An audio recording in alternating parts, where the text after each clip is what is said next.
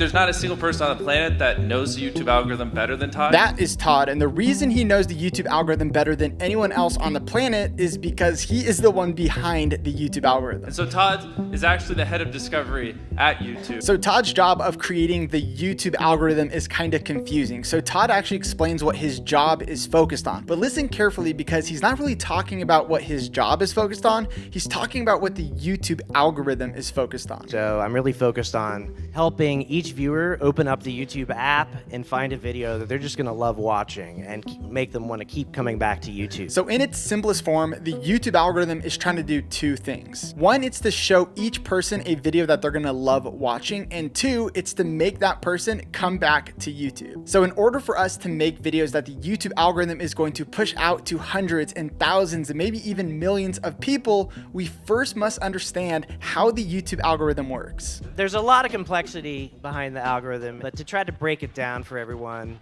there's kind of two key parts that we focus on.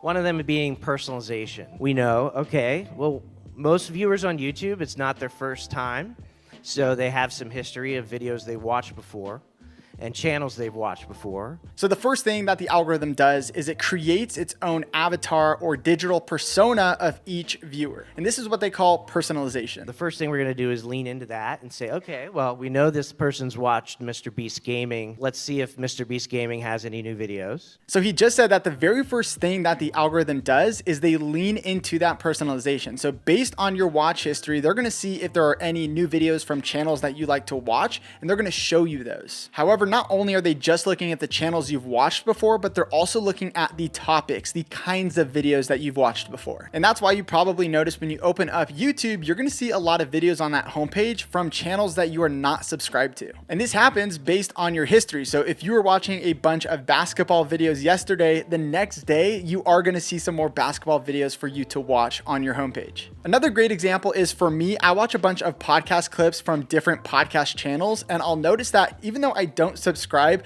I typically watch their videos almost every day or at least every week. And so YouTube keeps recommending these videos. And even though I don't subscribe, I keep watching their videos. Maybe I should just subscribe. So all of that is based on the personalization of the viewer, but it goes a lot deeper than that. We also look at individual videos. One of the things that we do is look at, like, okay, let's look at this Mr. Beast Gaming Minecraft video.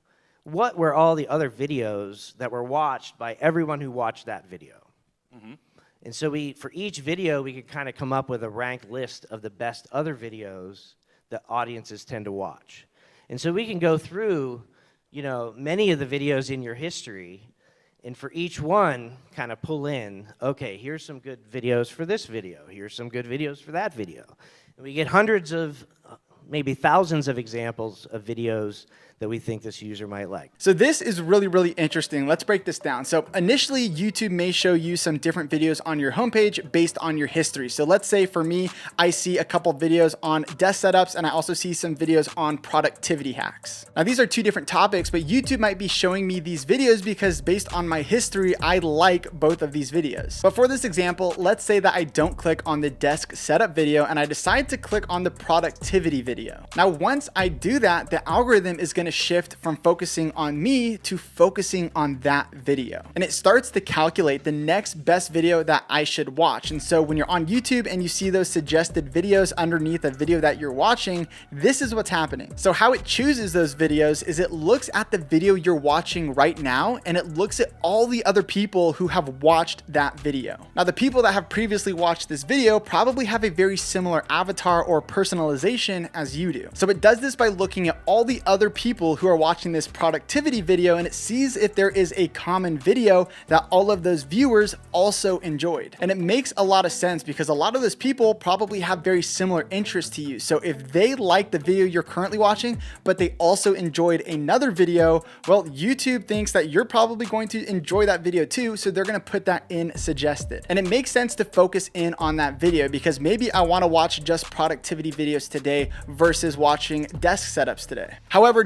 disclaimer, I've definitely noticed that it's still a bit of a mix. I personally see a lot of videos that make sense based on my history, but then I do notice as I get into new topics, I find very interesting videos to watch that I've never really watched something like that before. And I guess that's how they send us down the YouTube rabbit hole, and we wonder, how did I start watching this video? We use deep learning. It actually models kind of like how the human brain works and learns, where it forms kind of neurons and connections between them. The way that the machine learns is we feed it a bunch of data about videos that people watch, and it can find patterns and kind of make connections between videos. And so we throw everything we know about a user and try to map them out and push it through the brain and figure out like what are the closest videos to that person. So the last step of personalization is the brain, which is making all of these calculations. And really the brain, or this deep learning, is the algorithm. So YouTube knows based on our history what we like to watch, and it sends all of that information as we're watching new videos to the brain. And then out the other end comes all the videos that get suggested by YouTube. Now the really cool thing here is that they are training this algorithm, or this brain, to think like a human brain.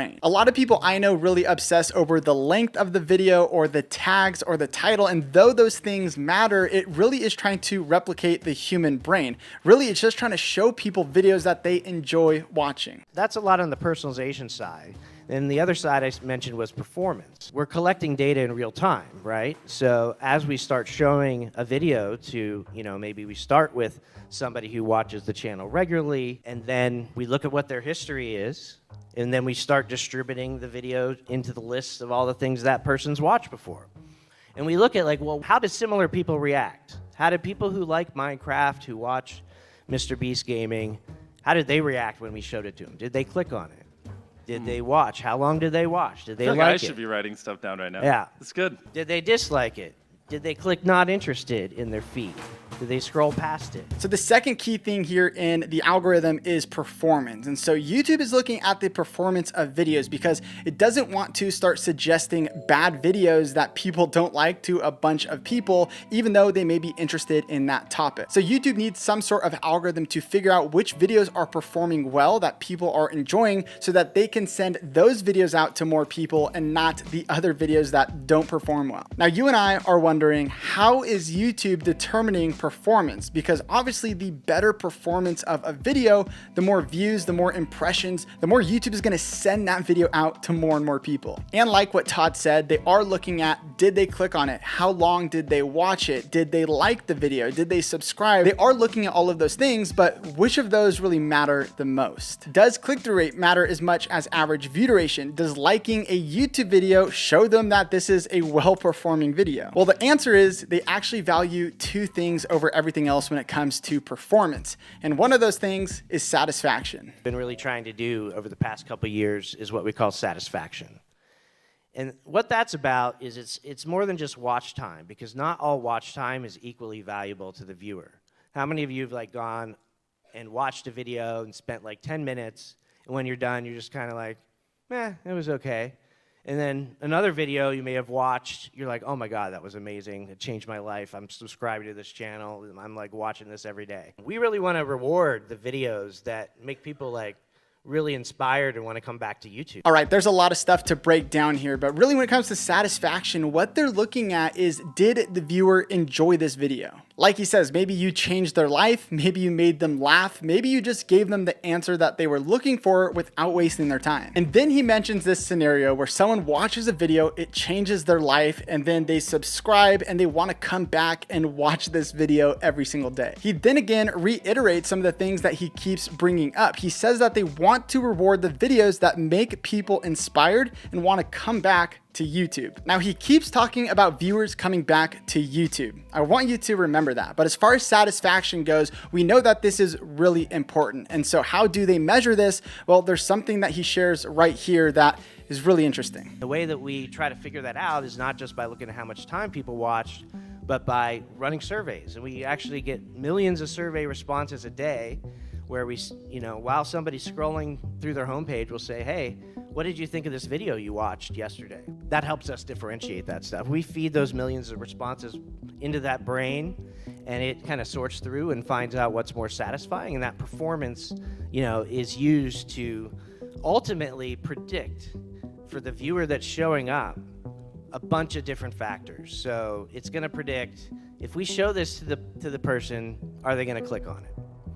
It's going to predict, you know, and based on what it's learned from other users, how long will they watch it, what the probability is they'll like it, and what would they answer if they did see a survey and we asked them how was the video. Now, those surveys are important and are a great way for them to figure out if the video actually satisfied the viewer. We know that there are other things that also go into that. So YouTube is actually going to take your video in different stages to test its performance. First, it's going to start with your regular subscribers and see if they enjoy that video, and then it's going to open it up to a new audience. And if those people also enjoy the video, it just gets bigger and bigger and bigger and starts sending it to more people. And then there's some more stuff that happens after that, because sometimes if you just rank the top 10 videos in order based on that score, you might end up with like only one channel's videos at the top. Viewers have told us, like, when they open up YouTube, they want to see a variety of stuff. They just don't want like one channel at the top unless it's Mr. Beast.